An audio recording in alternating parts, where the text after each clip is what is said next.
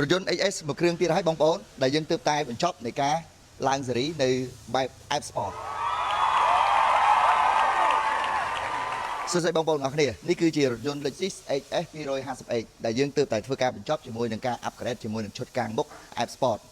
ឈុតកាងមុខនេះគឺមានការជាប្រយោជន៍ខ្លាំងមែនទែនដែលមានការគ្រប់គ្រងពីអតិថិជនព្រោះឈុតនេះគឺជាយើងអត់ដឹងថាឈុតពីប្រហែលទេដែល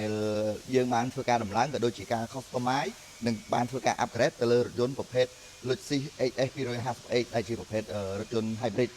ហើយរថយន្តនេះគឺមានអាយុកាលតិចមែនទែនគឺបង្កើតនៅឆ្នាំ2010និងបានបញ្ចប់វិញនៅឆ្នាំ2015ដូច្នេះមានបណ្ដារោងចក្រក៏ក្រុមហ៊ុនមួយចំនួនគឺគេមិនបានផលិតនៅប្រភេទដូចជាការ upgrade ក៏ដូចជា stop ឆ្កៀងឡើយអញ្ចឹងយើងមានដំណោះស្រាយមួយគឺយើងមានការ design ដែលចេញពីក្រុមការងារ VX និងបានដំឡើងទៅជាមុខ F Sport បែបនេះ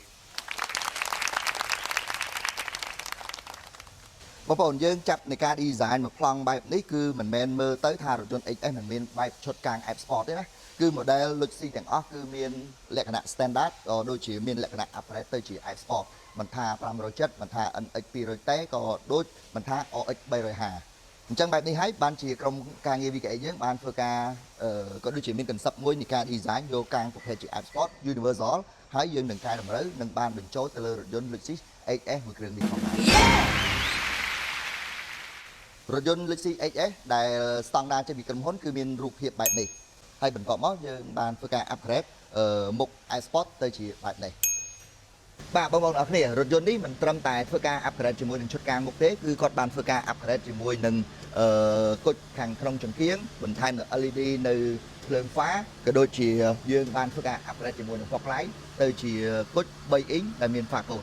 ងាយស្រួលមែនតើក្នុងការបើកបរនៅពេលយប់គឺពន្លឺភ្លឺច្បាស់ល្អកាត់ជាមិនទាត់ក៏ដូចជាមិនធ្វើឲ្យមានការចាំងភ្នែកពីអ្នកបញ្ច្រាស់ទឹកអញ្ចឹងបងប្អូនអរគ្នាដែលប្រើប្រាស់ជាមួយនឹងប្រភេទរថយន្ត Lexus ឬក៏ចង់ធ្វើការ upgrade ជាមួយនឹងឈុតកាងមុខក៏ដូចជាធ្វើការ upgrade នៅមក body នៃរថយន្តទាំងស្រុងលោកអ្នកអាចធ្វើការតាក់ទងមក VK យើងធានាទឹកដៃក៏ដូចជាគុណភាពហើយនិងតម្លៃជូនបងប្អូនអរគុណជួបគ្នានៅវីដេអូក្រោយ